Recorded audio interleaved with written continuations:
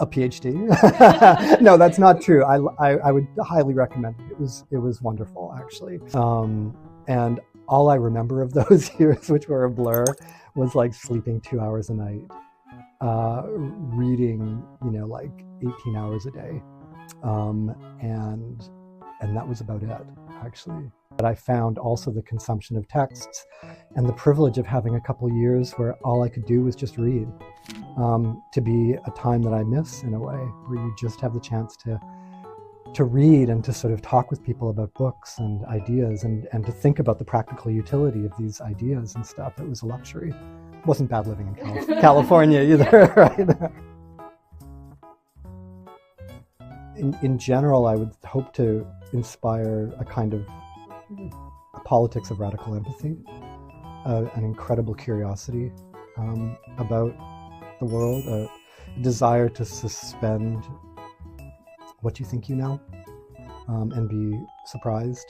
And also, I would say, like in a more specific way, a desire to sort of hunt down the formative connections behind the reality that we see, right? And I think that that's, for me, one of anthropology's sort of side accomplishments, is this kind of saying that there's a lot of historical and global forces that go into the making of what appears in front of you anywhere. And so if you're doing ethnography, which is sort of a way of practicing life, I guess, in a way, that it takes sort of not being satisfied with the immediate answer and knowing that there's a lot behind it that makes that possible, and being committed to understanding it. But I think that as an ethnographic sensibility is to find the story behind the story and to pay respect to that, Yeah.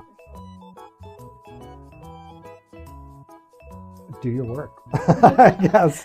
Often exams are great times to really sort of move quickly through all your notes and your readings strategically, and to find like what are the things that were emphasized in class and really knowing those well.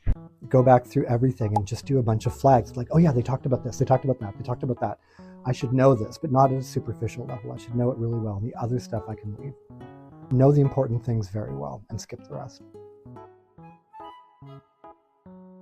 Well, anthropology is a beautifully controversial field. And so I don't think there would be anything outside the internal controversies that already plague anthropology that I could say. I think it's, I think it itself is wrestling continuously with its internal contradictions, and which is one of the things many of us love about it, is that it admits its own faults and it wants to do better, and people don't agree on what that should be.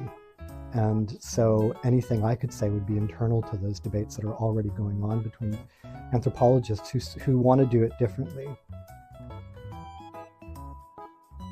I would like to be somebody who works high up in administration.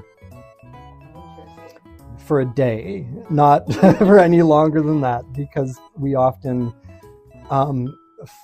find it a bit of a mystery how decisions are made at upper levels and the kind of thinking that goes into that. So I think, it's part of my ethnographic sensibility of wanting to know how power works. And so to sort of morph into one of these Freaky Friday body switches kind of things into somebody who, even within our own institution, is important in making powerful decisions, I'd like to see what that experience is like.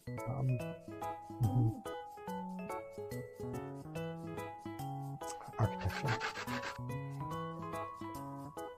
Or some kind of, I've always had, so architecture, because I love the thinking about the way space works and the sort of constructing of space that sort of shapes better ways of living. And so design, like things that are very much about sort of like thinking through design as a social force. That really has always interested me. I also do a lot of, I really love cooking. And so I've always had these kind of dreams of like opening a very specific type of vegetarian restaurant. One that, and I thought about this even as an undergrad, but I don't like business. I'd have to be in a business, but one that sort of always had like, big pots of soup and they would be like $1 or something, and anyone could just come in and get a bowl of soup for $1. And then it would have its fancy side, right, where I got to experiment with like crazy tofu recipes and stuff, because I like the art of like food and stuff. But so maybe something like that too. Eggplant. You know, it also shows up like in the places where people who don't understand vegetarian cooking will often throw an eggplant in as a substitute for meat and things and just don't understand. Sorry to those people who love it. Maybe someone can show me the joys of it.